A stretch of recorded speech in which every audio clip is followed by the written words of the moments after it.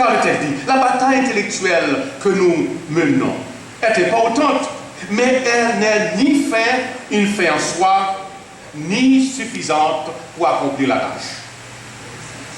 Nous ne menons pas cette bataille pour faire montre de notre grand savoir.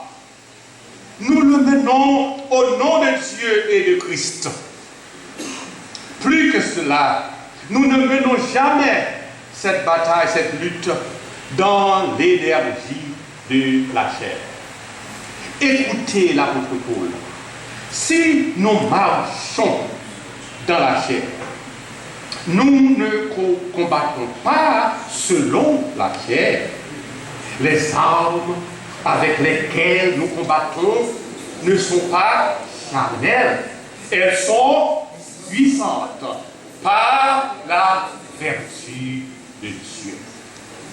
Gardons-nous de la pensée pernicieuse que les grandes connaissances théologiques, bibliques, psychologiques, anthropologiques que nous accumulons dans ces couloirs sont suffisantes pour l'exercice d'un ministère fructueux et d'un leadership crédible. Cette tâche ne se réalise pas en vomissant ce que nous avons emmagasiné dans nos têtes, devenu grosses. De tels contenus n'est qu'un simple instrument, n'est qu'un simple moyen qui ne devient efficace que lorsqu'il est accompagné d'une marche intime avec le Seigneur.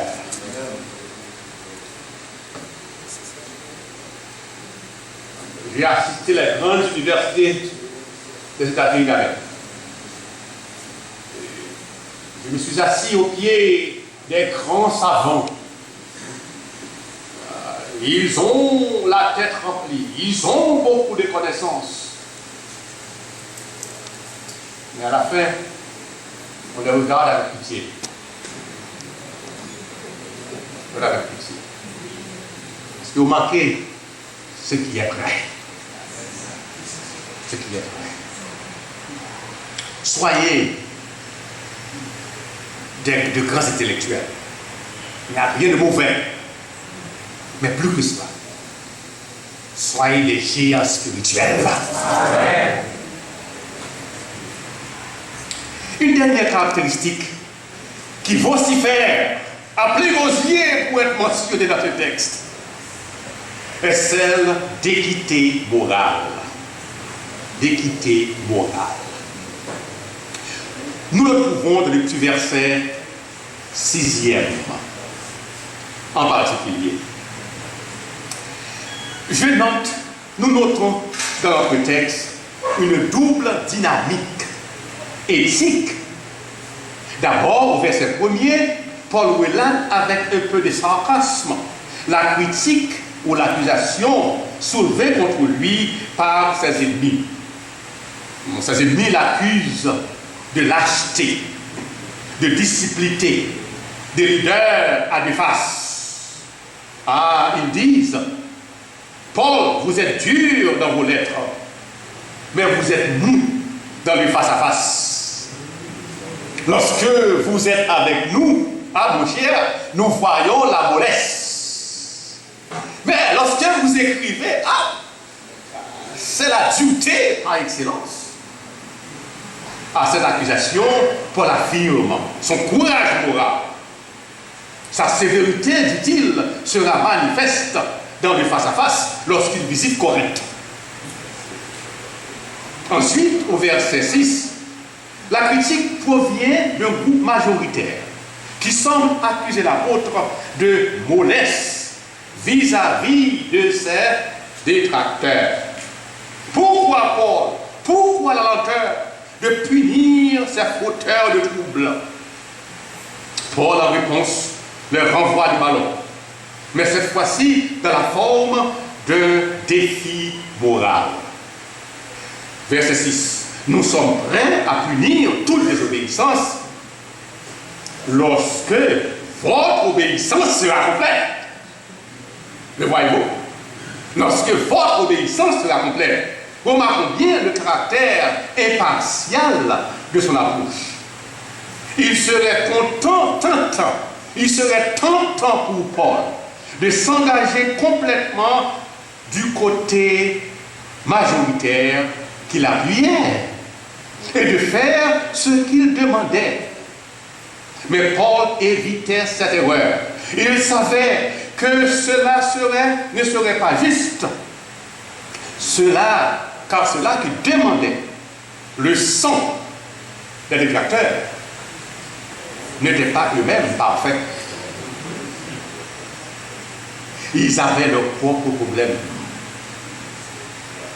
Laissez-moi conclure avec cette question. Exerçons-nous cette équité morale dans notre leadership et ministère? Ou avons-nous des favoris? Nos jugements éthiques varient-ils selon le courant politique de nos églises? Ou sont-ils basés sur des principes inchangeables? C'est ce que Paul a fait. Ces détracteurs ont besoin du temps pour se repentir. En tant que leader, je veux de leur donner. Et vous, qui criez après vos yeux pour leur punition, vous avez aussi des fautes qu'il faut corriger. Exigeons-nous des autres ce que nous ne demandons pas de nous-mêmes. Prêchons un évangile que notre vie ne reflète pas. Je vais finir avec ce texte. Ce texte, je crois, qui résume l'importance de cet équilibre moral. C'est en Philippiens, vous le connaissez, le verset 8e. Au reste, frères, que tout ce qui est vrai, tout ce qui est honorable, tout ce qui est juste, tout ce qui est pur, tout ce qui est aimable, tout ce qui mérite approbation, tout ce qui est vertueux et digne de louange soit l'objet de vos pensées. Verset 9. Verset 9. Ce que vous avez appris, reçu et entendu de moi, et ce que vous avez vu en moi, pratiquez-le.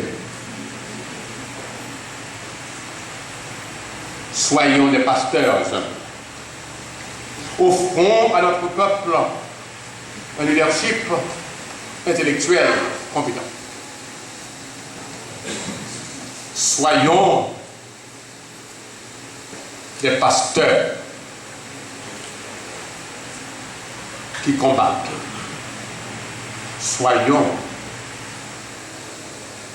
des pasteurs de spiritualité forte et d'une moralité que personne ne peut questionner. Offrons ce leadership au peuple de Dieu. Exerçons ce leadership dans nos communautés. Et je vous assure que nous allons commencer à voir des changements. Les gens cesseront de dire que l'église c'est business. Parce qu'ils verront la preuve dans la pratique. Que le Seigneur nous garde. Amen.